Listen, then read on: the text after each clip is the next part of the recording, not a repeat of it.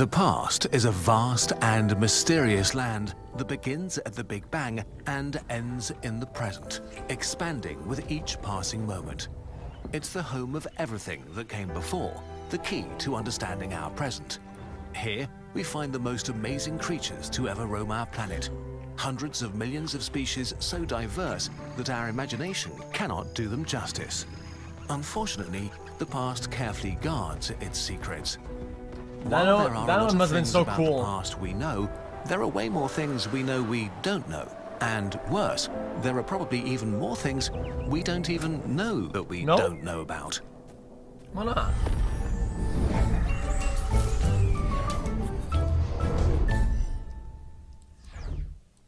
Think of the wonder of life. We now recognize about 1.5 million eukaryotic species, but there may be as many as 10 million alive today. And although we are adding some 15,000 new species to our collective knowledge each year, the vast majority of life on Earth is still undiscovered. This is just what is around today. An estimated 4 billion species emerged on our planet in past eons.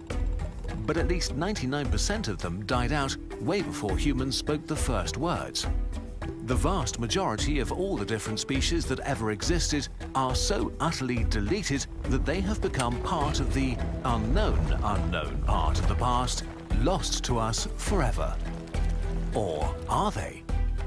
Could we use science and imagination to glimpse a shadow of the unreachable past? Yep.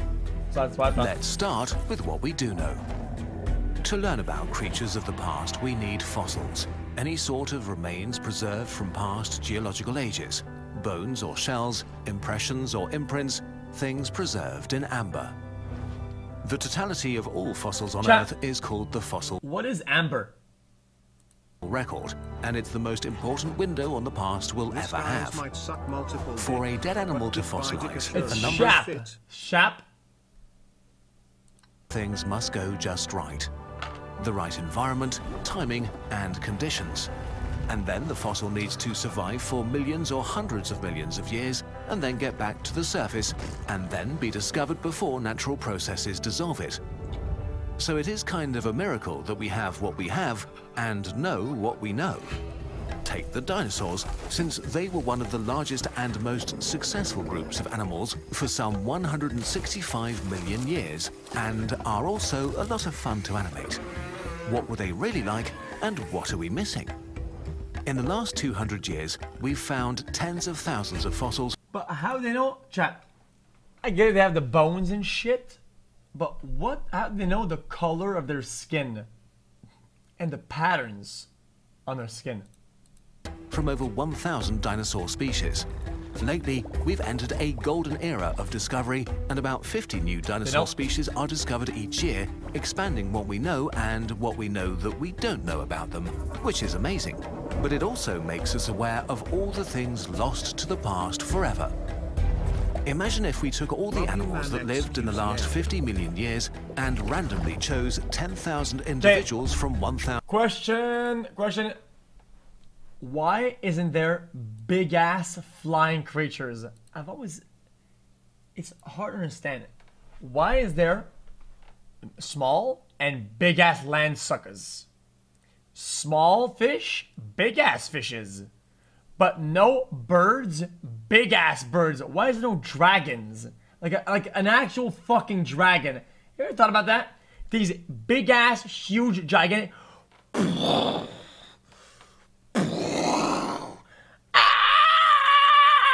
Like that, dude! 1,000 species to fossilize. There's none of that! Think about all the things that would be missed or that seem too weird to be true. Why do like we get giraffe, that? A yellow animal with brown patterns that looks like a horse, and an antelope had a baby with a long neck and 2 tiny hairy horns. How many dinosaur giraffes were there? Animals so weird and selected for ecological niches so... Ostriches don't fly. They pretend that they do, but they don't. Their wings are dog shit. Specific that evolution molded their bodies very absurdly. Today they might seem made up to us. We know a lot of species are lost forever just because of the environment they lived in. For example, lush jungles basically prevent fossilization, as the chances that an animal will be buried here are low. Countless scavengers of all sizes break down freshly deceased animals extremely. Okay, now I'm getting mad. What is that? Guys, we're watching this chat, but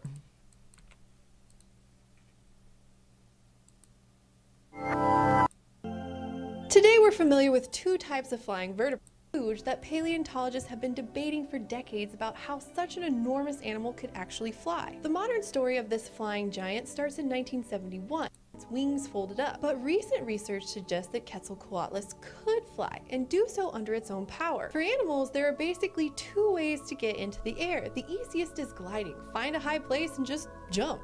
Flying squirrels, lizards, and even some snakes can do.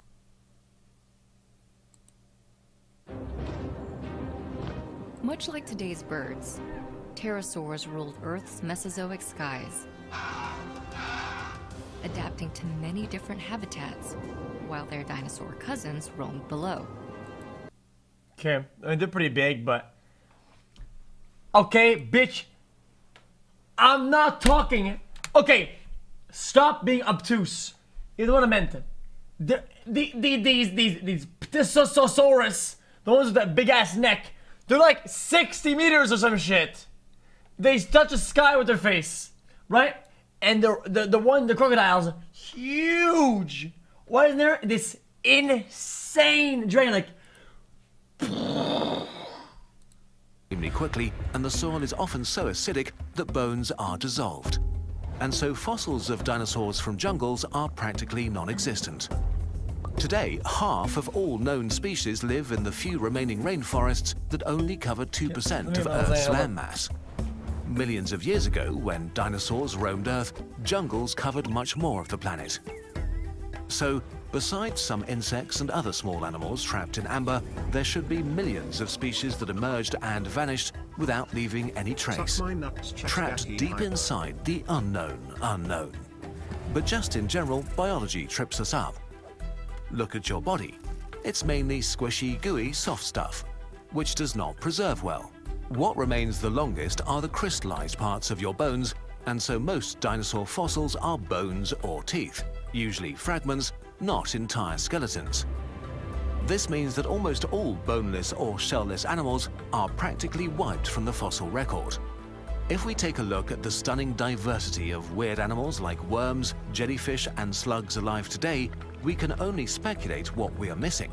Although thankfully, many mostly soft and gooey species also left us an incredible diversity of shells that tell us an amazing amount about our past, so at least we have that. Still, when we think about all the boneless species that may have existed in the last 500 million years, even our best attempt at imagining them falls short. But it's not like reimagining something based on its bones is straightforward, and so the way we envisage what dinosaurs actually looked like has changed a lot in the last few years. In the past, many illustrations had a bony, minimalistic look with a toothy grin to signify fierceness and danger. But if we draw today's animals in a similar way, based on their skeletons, just for the fun of it, we get the most bizarre creatures. Elephants, swans, and baboons that look like monsters right out of nightmares. So, similar to animals today, we should imagine dinosaurs with much more soft tissue, fat bellies or chests, weird soft parts like skin flaps, lips and gums, and just more pronounced features that would make them seem like much more pleasant fellows. Some soft features actually leave distinctive traces on bones that we can look for in the skeletons of extinct animals, which is where today's animals with similar features are really helpful. It's a similar story with colors. Because we know what the feathers of living birds look like, modern technology combined with the exceedingly rare fossils with preserved remains of fuzzy feathers give us a glimpse of the real colors of extinct dinosaurs. We know that tiny Sinosauropteryx had a striped tail, Pepper Jack is dank. and its tiny dino buddy Anchiornis huxley was white and black with gorgeous red feathers around its head. Still, for the vast majority of really any ancient extinct species, we have no real clue what color they were. But we know what modern dinosaurs, birds, look like, and here we find the most amazing variety. So some dinosaurs will have tried to blend into the background, while others might have fielded aggressive color schemes to attract mates or to appear dangerous. Some might have had impressive decorations or colorful beaks. Some may have been striped or patterned. Similarly, we don't know that much about dinosaur behavior, although once again we can draw conclusions from existing animals. For example, even apex predators like lions spend a lot of their time lying around and cuddling and licking each other and playing. Why would dinosaurs be so different? When we first found the skull of T-Rex with its mighty teeth and probably the strongest bite of any land animal ever, airplanes go into air with engine. Animals no have engine. Big creatures don't have enough strength to go into air. Wing muscles not strong enough. Does my Pepega streamer understand now? Holy shit. we imagined a fierce and stupid beast. But modern scanning technology has revealed that T-Rex had a larger brain-to-body ratio than some earlier giant meat-eaters. And it probably had very sharp hearing, vision, and a sense of smell, and was in all likelihood not a stupid animal. So maybe T-Rex was a cuddly fellow that spent a lot of time playing around or impressing potential mates when it was not hungry. Likewise, while their horns and shields might have made ceratopsids appear to be natural-born fighters, they were probably much more than that. Based on the behavior of modern animals and the complex dances some have to go through to mate, maybe their shields were amazingly colorful. Maybe it danced for its mates like many birds do today. How intensely amazing these creatures must have been. Okay. And what Guys, so don't chair, Mr. Chair. This was interesting, chat. Chair can. And I don't want to pause so much, but guys, tradition, first meal of the day. Ah! Fuck! I almost burned myself. Lasagna. Pepper jack cheese. And classic Coke. a loss it is to us that we don't get to experience them firsthand.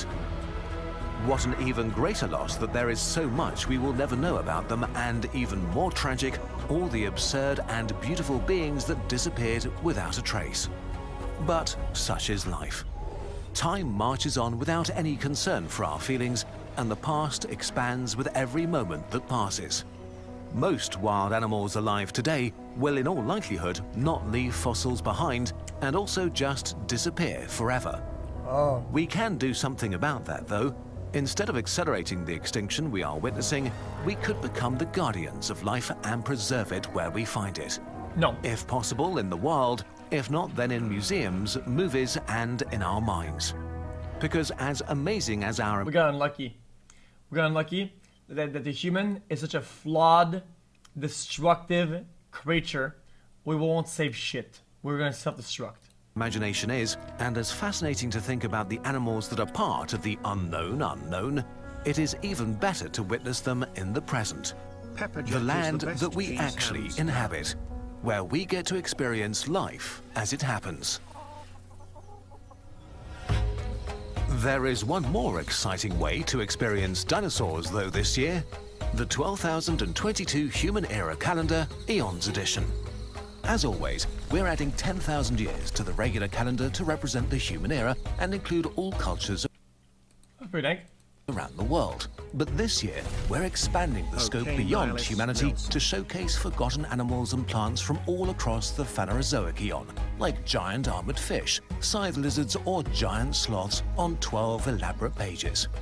Witness how multicellular life has persisted for over 500 million years, surviving asteroid impacts, volcanoes, and frozen oceans.